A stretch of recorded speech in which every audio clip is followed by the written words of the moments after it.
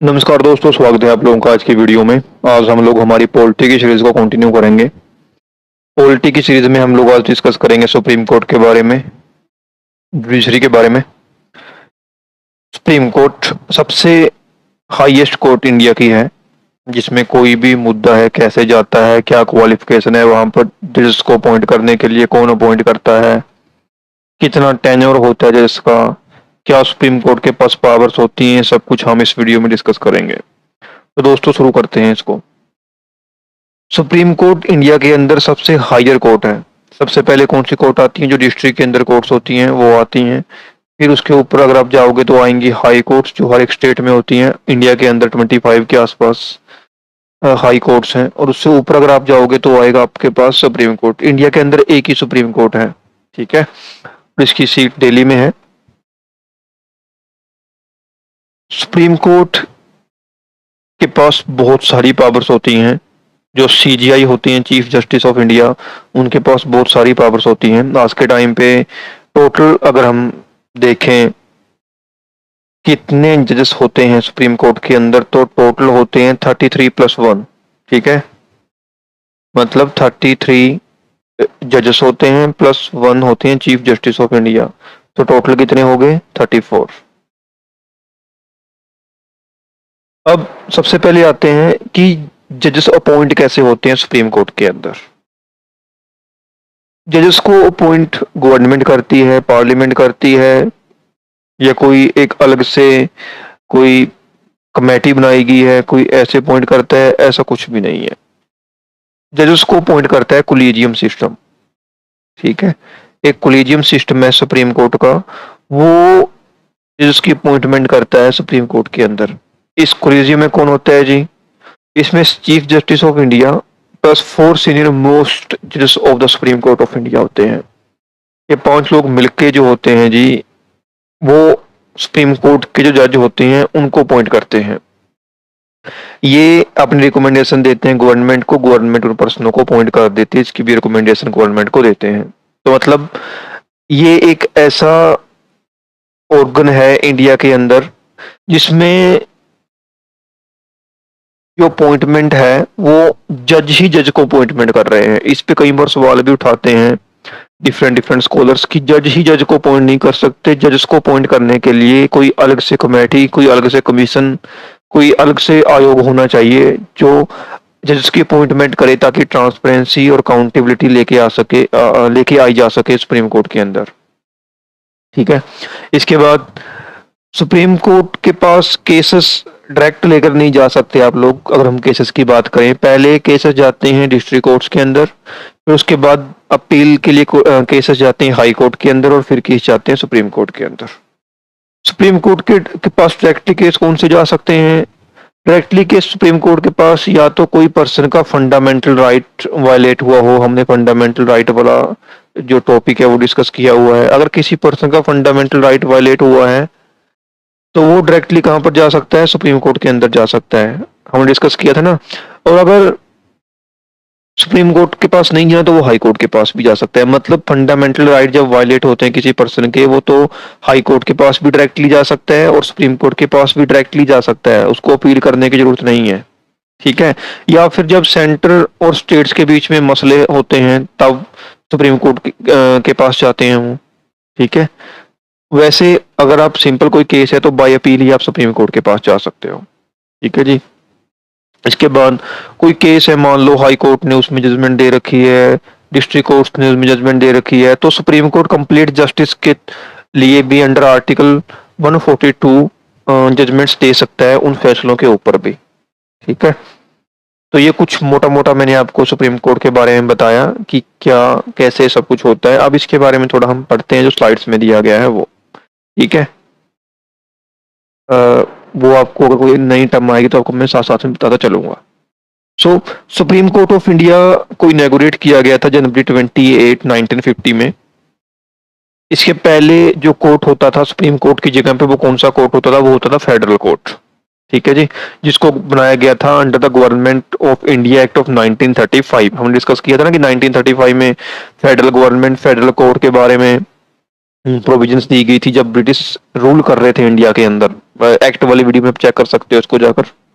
इसके आगे supreme Court of India के बारे में बताया गया है।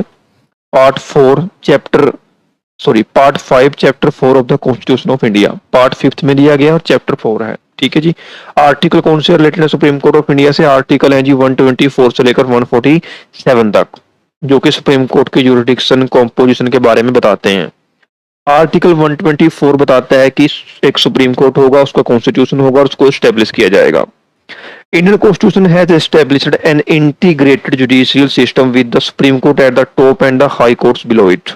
इंटीग्रेटेड जुडिशरी है, वही बाय अपील आप जा सकते हो सुप्रीम कोर्ट के पास। पहले डिस्ट्रिक्ट कोर्ट आएंगी, फिर हाई कोर्ट आएंगी, फिर सबसे ऊपर होगा सुप्रीम कोर्ट। इंटीग्रेटेड है, एक मैकेनिज्म बनाया गया है इसका। इसके आगे at present the supreme court consist of 34 जजेस। मैंने आपको पहले ही बता दिया, इसमें एक चीफ जस्टिस है, 33 जो है अदर जजेस हैं, 34 टोटल हैं। इन 2019 the centre notified an increase in the number of supreme court जजेस फ्रॉम 31 टू 34। पहले 31 थे, अब 34 हो गए 2019 के बाद से। ठीक है जी। सुप्रीम कोर्ट के जज को अपॉइंट कौन कर रहे हैं? प्रेसिडेंट। कोई भी अपॉइंटमेंट सेंटर में होगी तो उसको अपॉइंट कौन करेंगे? प्रेसिडेंट। आंसर आएगा प्रेसिडेंट। अब आप कहोगे कि आपने कोलिजियम सिस्टम बताया है। कोलिजियम जो सिस्टम है वो सिलेक्ट करके दे रहा है कि हाँ जी कोई ए जज है, बी जज है, सी डी ई, इनके नाम दे रहा है। सुप्रीम कोर्ट का जो कोलिजियम सिस्टम है वो, उस पे एंड में जो मोहर लगेगी वो कौन लगाएगा? प्रेसिडेंट जी। तो वही इसलिए पॉइंट कौन आएगा? प्रेसिडेंट आएगा वहां पर। सी कैग हो गया, यूपीएससी के मेंबर हो गया, गवर्नर हो गया, या फिर फाइनेंस कमीशन हो गया, कोई भी है ये, इनको सबको अपॉइंट कौन करेगा जी? प्रेसिडेंट। ठीक है। उससे आगे सीनियर मोस्ट जज of the supreme court is appointed to the office of the chief justice of India by president of India. Supreme court के जज जो हैं वो होल्ड करते हैं office until they attain the age of 65 years. ठीक है जी। वो रिजाइन भी कर सकते हैं, अपना रेजिग्नेशन दे सकते हैं प्रेसिडेंट को। ठीक है। पार्लियामेंट के पास भी पावर है, वो रिमूव कर सकती है जजेस को by invoking impeachment provisions. Remove कर सकती है पार्लियामेंट। लगा कौन रहा है जी? प्रेसिडेंट। रिमूव कौन करेगी? पार्लियामेंट। रिजाइन किसको दे सकते हैं? प्रेसिडेंट को। कितनी एज तक वर्क कर सकते हैं? 65 years. Under article 124 a person to be appointed as a जज of supreme Court should have the following. कौन सा पर्सन जो है वो सुप्रीम कोर्ट का जज बन सकता है? क्वालिफिकेशन बता रही है यहाँ पर। क्या है?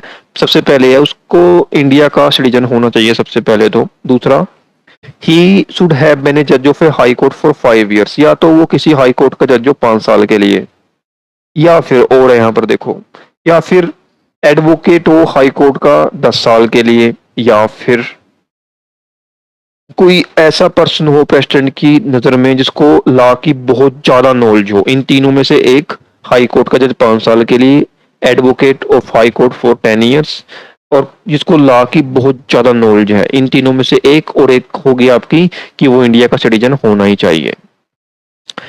सुप्रीम कोर्ट जो है वो ग्रांटर है फंडामेंटल राइट्स का, वो हम पढ़ भी चुके हैं, गार्डियन ऑफ द कॉन्स्टिट्यूशन है। ठीक है जी।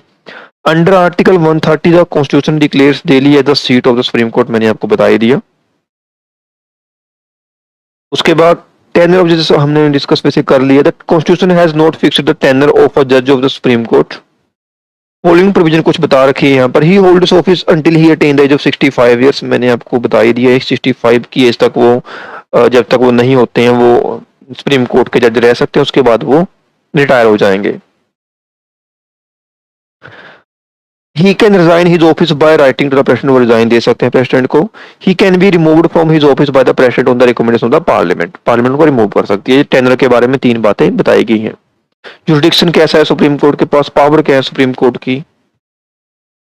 6 तरह की पावर है सुप्रीम कोर्ट के पास। ओरिजिनल जुरिडिक्शन हो गया, रिट हो गया, अपीलेट हो गया, एडवाइजरी हो गया, कोर्ट ऑफ रिकॉर्ड हो गया, पावर ऑफ जुडिशियल रिव्यू हो गया। सबसे पहले ओरिजिनल देखते हैं।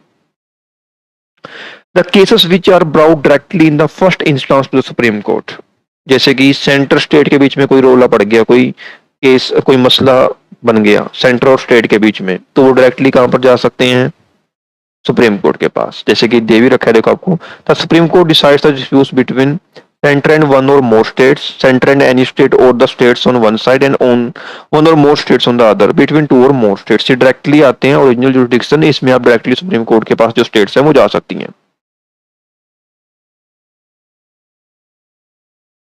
इसमें देखो यहाँ पर दे रखा है in the above disputes the Supreme Court has exclusive original jurisdiction। Exclusive means no other court can decide such disputes, and original means the power to hear such disputes in the first instance not by the way of appeal। Appeal के लिए नहीं, जब central states में कोई मसला होगा तो directly आप सुप्रीम कोर्ट में जा सकते हो डायरेक्टली। ठीक है जी।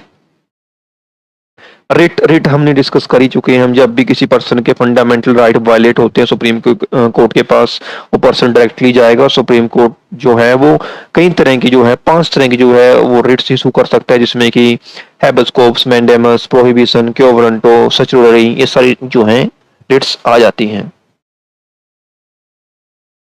उसके बाद हमारा जो नेक्स्ट है वो है अपीलेट। अपीलेट क्या होता है? Bye appeal. अपील के द्वारा आप सुप्रीम कोर्ट के पास जाते हो। कोई केस है, आप डिस्ट्रिक्ट कोर्ट में लड़ रहे थे, उसमें हार गए, आप हाई कोर्ट में चले गए, उसमें हार गए, फिर आप चले गए सुप्रीम कोर्ट के अंदर, तो अपीलेट हो गए ना, ये अपील करते हुए जा रहे हो आप।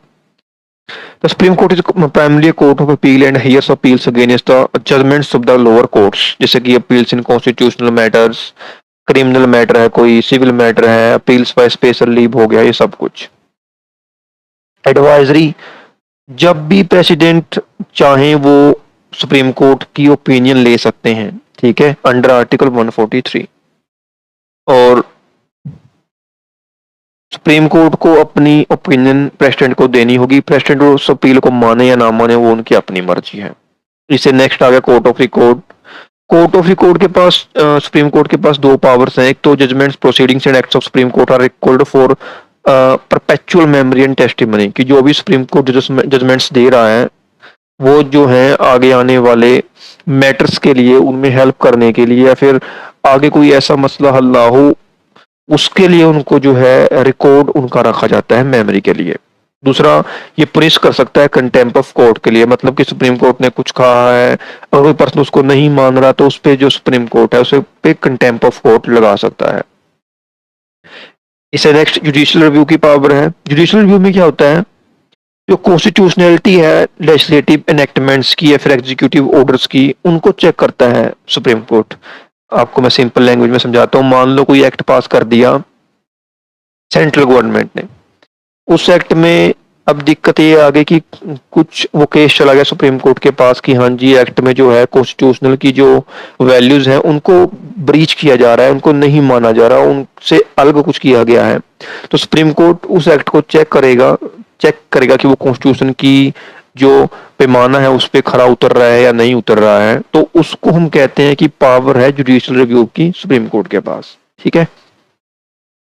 और अगर वो एक्ट कॉन्स्टिट्यूशन की किसी भी एक वैल्यू को ब्रीच करेगा तो जो सुप्रीम कोर्ट है उस एक्ट को अनकॉन्स्टिट्यूशनल या इलीगल डिक्लेयर कर सकता है, इनवैलिड डिक्लेयर कर सकता है। सुप्रीम कोर्ट के पास इतनी पावर्स होती हैं। इसके अलावा some of the famous cases in which Supreme Court used the power of judicial review, जैसे गोलकनाथ केस हो गया, प्राइवेट पर्सन अबॉलिशन केस हो गया, बैंक नेशनलाइजेशन केस हो गया, कृष्णनंदा भारती केस हो गया, जिसमें कि हमने डिस्कस भी किया था कि सुप्रीम कोर्ट ने ये कहा था कि पार्लियामेंट चाहे वो किसी भी प्रोविजन को कॉन्स्टिट्यूशन की को अमेंड कर सकती है, लेकिन बेसिक स्ट्रक्चर जो कॉन्स्टिट्यूशन का है वो वायलेट नहीं होना चाहिए। यह मिनरवा मिल केस हो गया। इन सभी में जो है जुडिशियल रिव्यू की पावर को एग्जर्ट किया है सुप्रीम कोर्ट ने। शुरू में सुप्रीम कोर्ट इतना ज्यादा जुडिशली या फिर एक्टिव नहीं था जितना कि आज एक्टिव है। आज इंडिया में जुडिशरी जो है बहुत ही ज्यादा एक्टिविज्म फेस में चल रही है। तो ये एक हमारा टॉपिक था सुप्रीम कोर्ट के बारे में, कैसे क्या सब कुछ हमने डिस्कस किया इसमें बड़े ही सिंपल फॉर्म में। इंपॉर्टेंट है इसलिए हमने डिस्कस किया इसको। हाई कोर्ट वाला पोर्शन हमारा रह गया है, वो एक अलग वीडियो में हम लोग डिस्कस करेंगे। आशा करता हूं कि आपको आज की वीडियो समझ में आई होगी। बहुत जल्द एक नई वीडियो के साथ मिलते हैं। तब तक के लिए आप सभी लोगों का कीमती टाइम देने के लिए बहुत बहुत धन्यवाद।